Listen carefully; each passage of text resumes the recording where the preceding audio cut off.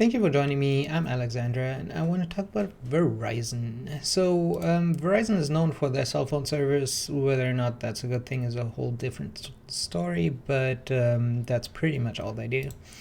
Current stock price $56.99, which gives them a market cap of $236 billion. Revenue $128 billion, earnings $17.8 billion, which gives them a PE of just under 13 with a forward PE of 11, which is pretty nice. Dividend yield 4.64%, which is also pretty nice, and a payout ratio of 58%, which is okay. So clearly they could be paying 8-ish% dividend without even paying more than their earnings.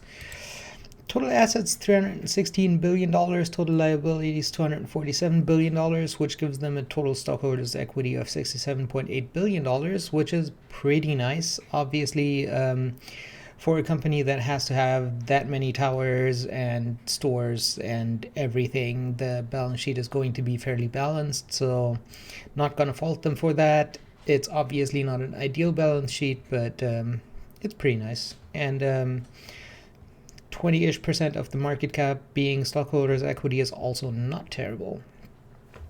Also an increase of $8 billion, not terrible. 6, but still. Risk factors, Starlink eventually, probably. Other than that, I don't really think there's too much going on. There was a merger of Sprint and T-Mobile, but overall, I don't think that really factors in that much.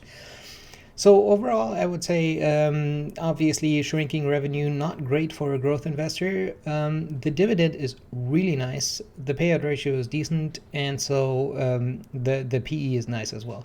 So for a dividend investor, I think this warrants a closer look. For a value investor, the balance sheet is decent. The PE is nice. The dividend is a nice bonus. So definitely a very interesting company to look into as well. So overall, I would buy it, and I might buy it. I might get me a couple shares this month. That's it from me for today. If you like this video, make sure to subscribe. I'm coming up with more videos every day before market open. I hope you have a successful day.